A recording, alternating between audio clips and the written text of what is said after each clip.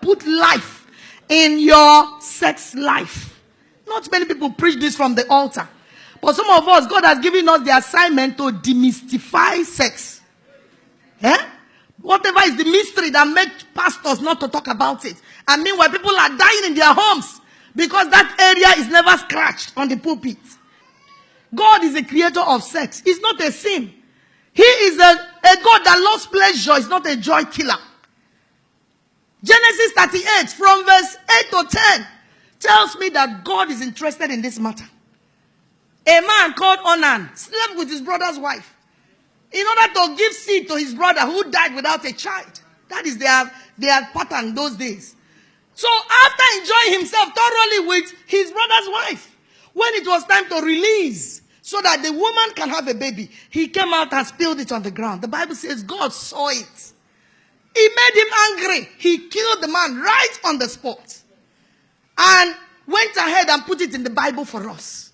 That is to tell you that God is interested in that aspect of marital relationship. Some of you think it's something you do only when God is not looking, when the takes light. Let us do it quickly. Before God turns around to look at us, we have finished. No. Don't hurry. God knows you are doing it. It's part of the package for marriage. He intentionally gave it to you as pleasure for your marriage. To enjoy. And some of you, women here, have never really enjoyed it. You have had 2, 3, 4 children, but you've never enjoyed it. Why? Because you have husbands who don't know how to do it. And do it well. There are some Christian men that rape their wives. They are Christians, but they rape their wives. And that is not good. A woman is not like an electric lamp. You switch her on when you want. And switch her off when you want. It doesn't work like that. Some of you men here, the only romantic word on your lip is "Oh girl, lie well." Oh girl, lie well. Madam, turn. That is not romance. That is not romance. A very, very powerful holiness church in my town is in their mouth. I heard it first. They don't call it sex from the pulpit like this so that they don't sound carnal. They call it fellowship. When it is time for that fellowship, there should be time for opening prayer.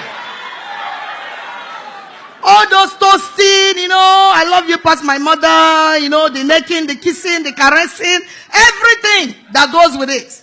That is the opening prayer. Then, of course, there should be time for praise and worship in the fellowship of the bedroom.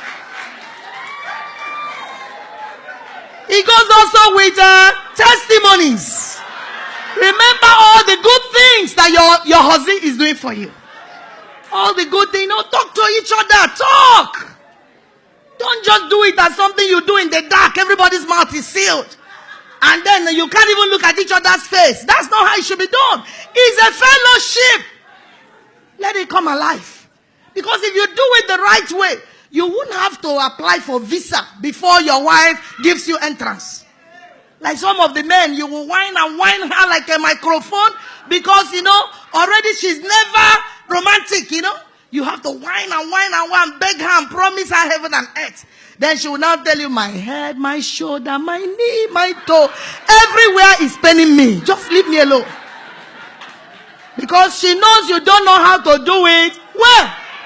But when you do it well, nobody will even be the one to initiate and then begin to make requests. It will just flow naturally. And then by the time you do all the preambles, that's what Oyibo calls foreplay. Play where they happen before the main thing. Then God allowed the woman's body in a way that by the time the proper thing is done, the body of the woman is ready to welcome the man of God to arrive to minister the word.